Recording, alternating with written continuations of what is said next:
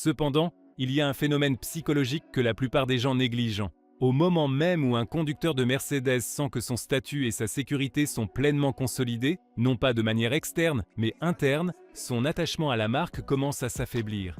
Il est courant de voir des cadres établis ou des professionnels au sommet de leur carrière remplacer silencieusement leur berline de fonction par un véhicule beaucoup plus sobre et imperceptible une fois que leur identité n'a plus besoin de validation.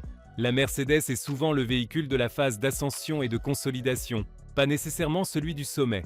Pour de nombreux propriétaires, l'achat de la première Mercedes intervient peu après une étape professionnelle majeure, une restructuration financière réussie ou une transition de vie importante. La voiture marque une frontière sur leur trajectoire. Ce n'est pas une célébration ostentatoire vers l'extérieur, c'est un renforcement privé vers l'intérieur.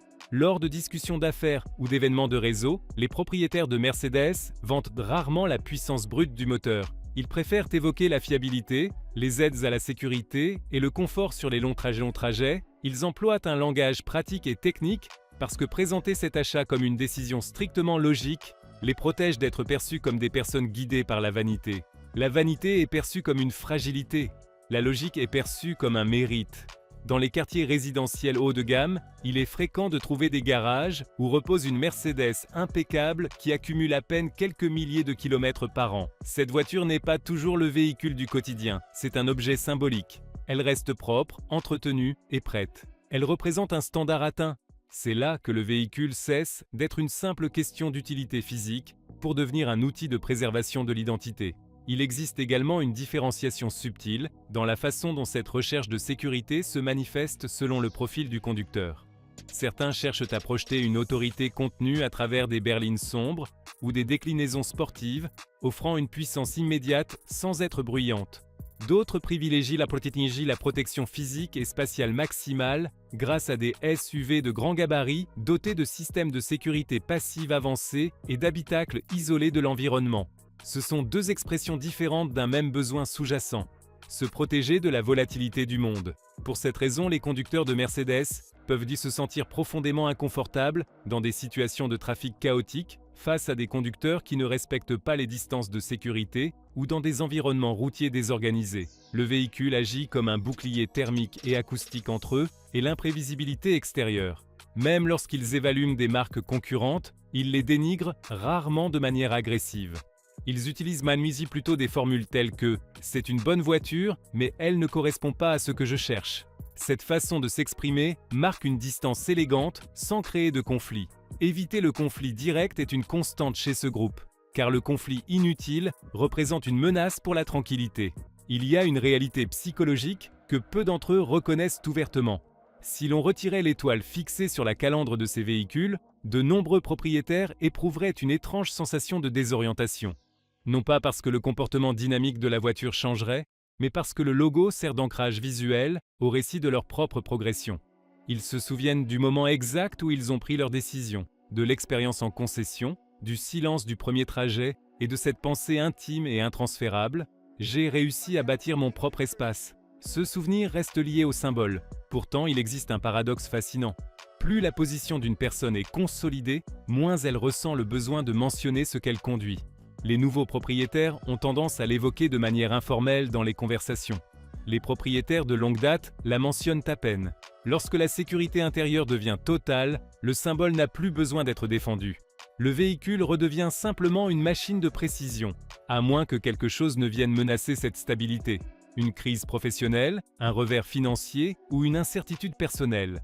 À ces moments-là, l'attachement émotionnel à l'objet réapparaît, parce qu'il n'a jamais été un simple moyen de transport. Il était la preuve tangible que le chaos pouvait être gardé sous contrôle. Si vous conduisez une Mercedes et que vous sentez que cette analyse ne vous correspond pas, prêtez attention à cette réaction. La distance critique fournit elle aussi des informations. Et si vous en conduisez une et que vous avez ressenti une légère sensation de mise à nu, cela révèle également quelque chose sur votre rapport au contrôle. La voiture que vous choisissez ne vous mène pas seulement vers votre destination. Elle protège la stabilité que vous avez bâtie derrière vous. Et la plupart des conducteurs de Mercedes comprennent parfaitement cette sensation, même s'ils préfèrent ne pas la verbaliser. Comprendre les facteurs psychologiques qui conditionnent nos décisions quotidiennes est une analyse en constante évolution. Pour continuer à élever la profondeur et la précision des prochains contenus, j'aimerais connaître votre point de vue. Selon vous, quels aspects de la structure, du rythme ou de l'approche psychologique de cette vidéo pourraient être perfectionnés? Y a-t-il un comportement caractéristique de ce type de conducteur qui devrait être abordé dans une prochaine analyse? N'hésitez pas à partager vos observations dans la section des commentaires.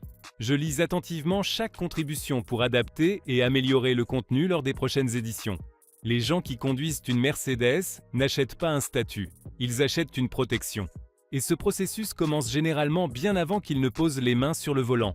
La plupart des gens imaginent qu'une Mercedes symbolise la richesse, le succès ou une récompense visible. Mais si vous observez attentivement dans les parkings des quartiers d'affaires, dans les garages souterrains des zones corporatives ou à la sortie des résidences privées en périphérie des grandes capitales européennes, vous remarquerez autre chose, le contrôle. Pas un contrôle bruyant ni une agressivité inutile, mais un contrôle mesuré et calculé. Les conducteurs de Mercedes se précipitent rarement pour se garer. Ils réalignent soigneusement leurs roues avant de couper le moteur. Ils ferment la portière avec une délicatesse délibérée, même lorsqu'ils sont pressés. Ce détail compte parce que, pour ce profil, un véhicule n'est pas un simple moyen de transport. C'est une structure, c'est de la prédictibilité. C'est un environnement en mouvement qui répond exactement à leur attente. Et cette attente est le point central. Un pourcentage élevé de propriétaires de Mercedes, âgés de 30 à 44 ans, n'ont pas grandi dans un luxe absolu. Ils ont grandi en observant un proche lutter pour obtenir de la stabilité. Instabilité financière, instabilité émotionnelle, un environnement familial imprévisible ou la sensation constante que tout pouvait s'effondrer sans préavis. C'est pourquoi, lorsqu'ils atteignent enfin une position où ils peuvent choisir leur propre véhicule, ils ne cherchent ni l'excitation ni le risque. Ils cherchent la certitude. La direction est ferme. L'isolation acoustique de l'habitacle réduit le bruit extérieur à un murmure. Les portières se ferment avec un bruit sourd, lourd et contenu. Tout semble conçu par des ingénieurs pour éliminer le chaos du monde extérieur. Si vous observez la sortie d'un parking d'entreprise, à la fin de la journée de travail, vous verrez un schéma intéressant. Les conducteurs de Mercedes ne sont pas les premiers à s'élancer à toute allure, ni à chercher à s'imposer agressivement. Ils sortent de manière calculée. Ils vérifient leur rétroviseur à 2 reprises. Ils attendent un espace parfaitement dégagé avant de s'insérer dans le trafic. Ils n'aiment ni les réactions abruptes, ni les surprises sur la route. Cette apparence sereine que la plupart des gens interprètent comme de la pure assurance est souvent, en réalité, une prudence raffinée au fil des ans.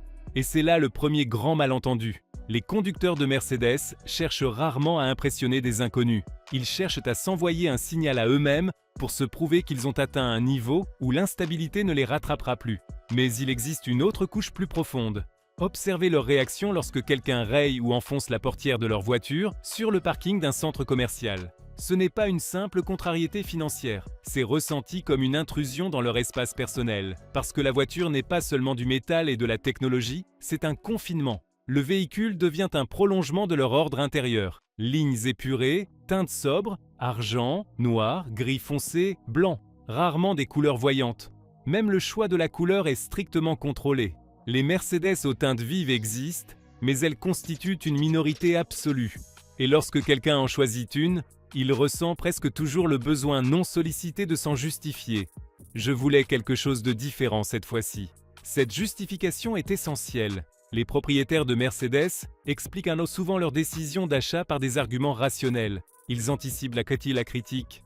Ils précisent pourquoi ils méritent ce qu'ils ont acheté ou pourquoi c'était l'option la plus sensée, ce qui révèle une nuance subtile. La façon dont leurs choix sont interprétés leur importe profondément, mais ils refusent de paraître vulnérables ou en quête d'approbation. Il existe un mythe selon lequel les conducteurs de Mercedes se sentiraient automatiquement supérieurs aux autres. Dans certains cas, c'est vrai, mais dans la grande majorité des situations, il ne s'agit pas d'un sentiment de supériorité, mais d'un désir de distanciation.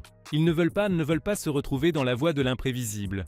Ils cherchent à s'éloigner du bruit financier, du bruit émotionnel et du bruit social. C'est pourquoi la grande majorité des propriétaires de Mercedes maintiennent leur véhicule dans leur état d'origine. Aucune modification esthétique, aucun changement d'échappement, aucun élément qui rompt la ligne d'usine. Altérer la configuration originale imaginée par l'ingénierie de la marque introduit un risque et une vulgarité inutile.